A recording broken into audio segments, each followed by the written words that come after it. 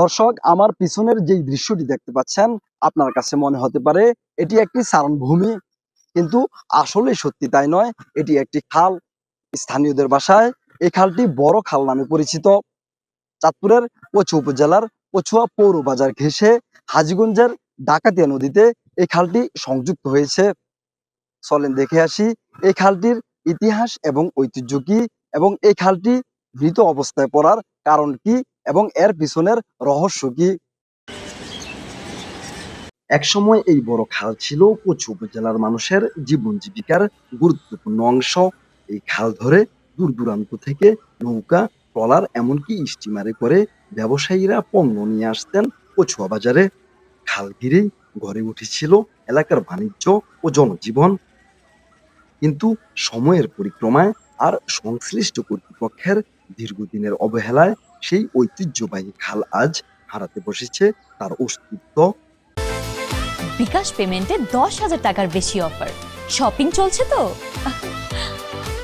প্রায় এক যুগেরও বেশি সময় ধরে খনন বা সংস্কার না হওয়ায় খালটি ভরে গেছে পলি আর ময়লা আবর্জনায়। কোথাও কোথাও পানির অস্তিত্বের দেখা মেলেনি।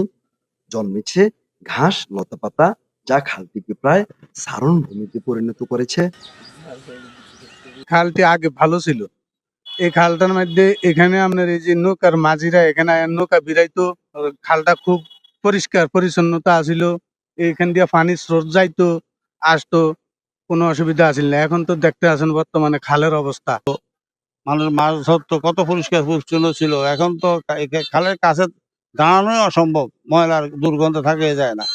আর আমি যেহেতু মুক্তিযোদ্ধা আহ্বায়ক বর্তমানে আছি, আমরা এখানে কোনো এই মুক্তিযোদ্ধা কমপ্লেক্সে বসতে পারি না, দুর্গন্ধ। এবং এখানে আগুন দেয়, আগুন ধোঁয়ায় আমরা এখানে বসতে পারি না। এটা আমরা আগে মন্ত্রীর কাছেও আবেদন করছিলাম, কোনো এটা সুরাহা হয়নি। বর্তমান শিক্ষা প্রতিমন্ত্রী যিনি আছেন দায়িত্বে, আমরা অনেক আশা ভরসা করে ওনাকে নির্বাচিত করেছি। আশা করি তিনি এটিকে দৃষ্টি দিবেন এবং এই ময়লা এবং দুর্গন্ধযুক্ত পরিবেশটাকে তিনি দূরীভূত করার ব্যবস্থা করবেন। আর আশেপাশের দোকানদাররাও এটা এই দুর্গন্ধে অতিষ্ঠ।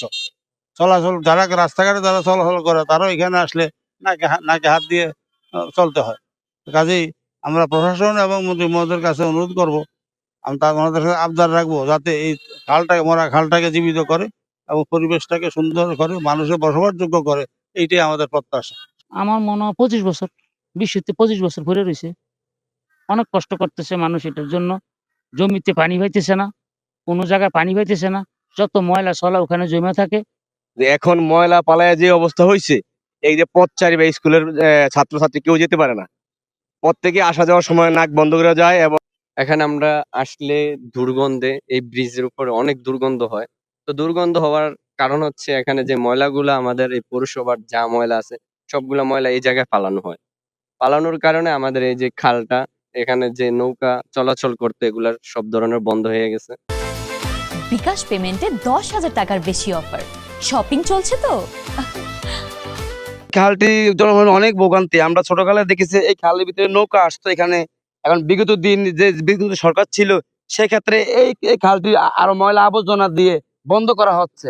আমরা চাই যে এই খালটি আবার আগের মতো ফিরে আসুক। আমরা এই চলাচলের মাধ্যমে এবং বিএনপি সরকারের কাছে আমাদের এটাই আমাদের আবদার, যে সেই খাল খনন কাজটি যাতে খুব দ্রুতভাবে আমাদের এই খননটি যাতে হয়। তা না হলে এই ময়লা আবর্জনা এই খালটি খুব শীঘ্রই ভরাট হয়ে যাবে। এটাই আমাদের জোর দাবি, এই খালটি খনন করা হোক। এখানে গন্ধ লাগে, ধুমা লাগে, গাড়ি রাখন যায় না। এরপর দুর্গন্ধ, প্যাসেঞ্জারও খারাইতে পারে না, মানুষ খারাইতে পারে না, দুর্গন্ধ আইতে যাইতে কষ্ট। এই খালের অনেক, এই খালে অনেক সুন্দর আছিল, এখন ময়লা দিয়ে পুরো ইয়ে করে লাইছে, নষ্ট করে লাইছে। এরই মধ্যে খালের দুই পাশ দখল করে গড়ে উঠেছে বিভিন্ন অবৈধ স্থাপনা। এতে খালের স্বাভাবিক প্রবাহ বাধাগ্রস্ত হচ্ছে। স্থানীয়দের মতে দ্রুত ব্যবস্থা না নিলে পুরো খালই একসময় বিলীন হয়ে যাওয়ার আশঙ্কা রয়েছে। যে যেভাবে পারছে অনেকে বেড়ে দিয়া, অনেকে দেখা গেছে ঘর বাড়ি কইরা দখলের মতন একটা বিলুপ্তির পর্যায়ে পড়ে গেছে। দোকানপাট করে সব ভরাট করে নিয়ে আছে। এখানে পিছিয়ে দিয়ে আপনারা দেখেন যে মিনিমাম 60-70টা ঘর, অবৈধ ঘর আছে, খালের উপরে ঘর করে উঠায় রাখছে। ঠিক আছে, এগুলার কোনো কাগজপত্র নাই। এগুলো আমরা সরকারের কাছে আবেদন জানাই, এগুলো ঘরগুলা উঠানোর জন্য। এই ঘরগুলা দেখেন, আমগো পিছনে ঘরগুলা আছে, দোনো সাইডে ঘরগুলা আছে, খাল বন্ধ করে পালা রাখছে অবৈধ ঘর করে। ঘরের কোনো কাগজপত্র নাই, কোনো কিছু নাই কোনো, ঠিক আছে। এরকম ভাই উত্তর উত্তর উত্তর মাথার থেকে দর্গা বাজারের দক্ষিণ মাথাটা ভাই 70-80টা ঘর আছে এইভাবে। খালগুলা মার্কা রাখছে এইভাবে, শুধু খালি অবৈধ ঘর উঠে, দোনো পাশে ঘর উঠে। বিভিন্ন সময়ে সরকারের পালা বদলের সাথে সাথে উপজেলার ছোটখাটো খালগুলোর দৃশ্য বদলালেও বদলায়নি এই খালের চিত্র। ওই যে সিগুন সিগুন খাল রেডি কাটে হেডির তো দরকার নাই, দরকার হইলো মেইন সদরেরটা। এটার দ্বারা তো আই না, এটা হুইরা রয়েছে বাজারের ময়লা আবর্জনা হালাইয়া খাল ফুরিয়ে এলাইছে। খালটিকে পুনঃখনন করে এর নাব্যতা ফিরিয়ে আনতে পারলে এ অঞ্চলের কৃষি আর ব্যবসা বাণিজ্যের প্রসার ঘটবে বলে জানান উপজেলা কৃষি কর্মকর্তা।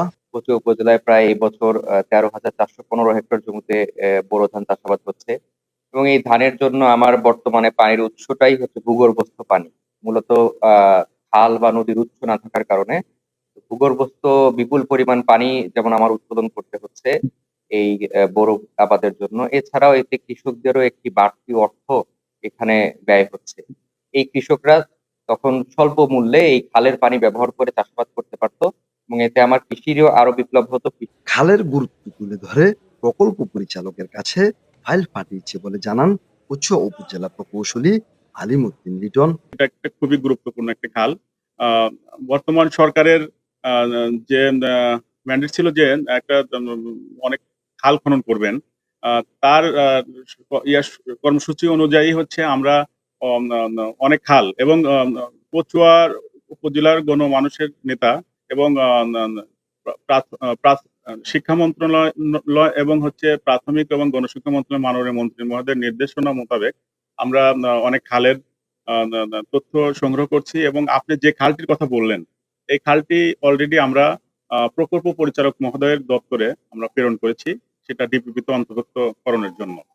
ঐতিহ্য আর ইতিহাসের সাক্ষী কচুয়ার এই বড় খালটি একসময় ছিল মানুষের যাতায়াত ও বাণিজ্যের অন্যতম পথ, কিন্তু দীর্ঘদিনের অবহেলা, দখল ও দূষণে এখন সেই খাল মৃতপ্রায়। তাই দ্রুত খালটি খনন করে তার স্বাভাবিক প্রবাহ ফিরিয়ে আনার পাশাপাশি দখলমুক্ত করার দাবি জানিয়েছেন স্থানীয় বাসিন্দারা। Javed Hussain, NTV online, Chandpur.